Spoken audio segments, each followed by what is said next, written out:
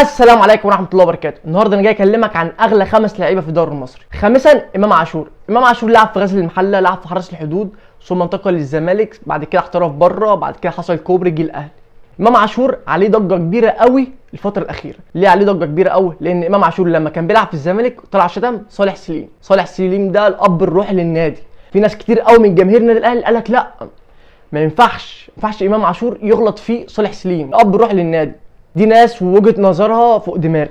في جماهير تانية اللي هم معظم الجماهير طلعت قالت امام عاشور طلع اتاسف وطلع اعتذر، وبعدين امام عاشور ما كانش في الاهلي، امام عاشور كان في الزمالك، واللي المفروض يعاقبه نادي الزمالك. بالنسبه لامام عاشور، امام عاشور ب 2 مليون يورو.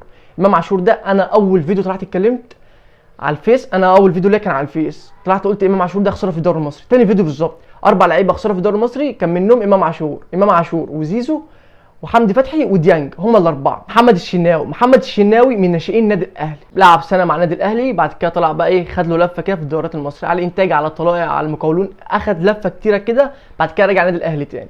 محمد الشناوي بياخد 2.5 مليون يورو، حاليا عنده 34 سنه، ده 34 سنه بسم الله ما شاء الله، 2.5 مليون يورو، وجاي له عرض من النصر السعودي جنب كريستيانو رونالدو وجنب ساديو ماني وتاليسكا والجماعه دول. والعرض يعني مش عايز اقول لك ان هي ممكن تبقى يعني تمت، ممكن، الله اعلم.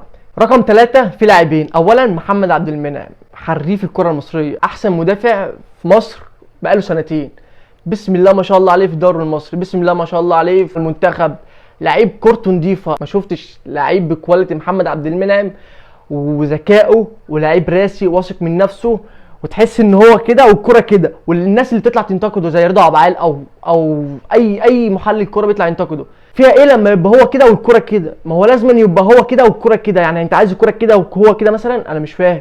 هو لعيب عالي وفنيات عالي وبسم الله ما شاء الله عليه، وخساره في الدوري المصري. كورته يا جماعه، كورته دوري انجليزي، بياخد 3 مليون يورو، والله العظيم خساره فيه كمان. اما بقى اللاعب الثاني اللي هو مقارنه بمحمد عبد المنعم، نجم الاهلي سابقا وابن النادي المدلل سابقا، رمضان صبحي. طموح حلو. رمضان صبحي من ساعه ما مشى من الاهلي وهو في بيراميدز مش متشاف. انت فين يا رمضان؟ الطموح حلو صح. ثانيا نجم المنتخب المالي اليو ديانج، ونجم الاهلي، احسن نص ملعب بدني في مصر، محدش يختلف عليه. في عز ما الدنيا كلها تبقى ساكته والدقيقه 85 ولا الدقيقه 90 ياخد الكوره يعمل لك فيها ميسي ويعدي ويجيب لك جون يا عم، ولا تحس ان هو ميسي كمان، بسم الله ما شاء الله عليه. والفتره الاخيره كان جاله عروض غبيه، بس انا مش عارف لسه الاهلي متمسك بيه ليه، لان احنا عندنا مروان عطيه هيقعد اي حد بصراحه. اليو ديانج 25 سنه بياخد 4 مليون يورو، بسم الله ما شاء الله عليه وربنا يزيد.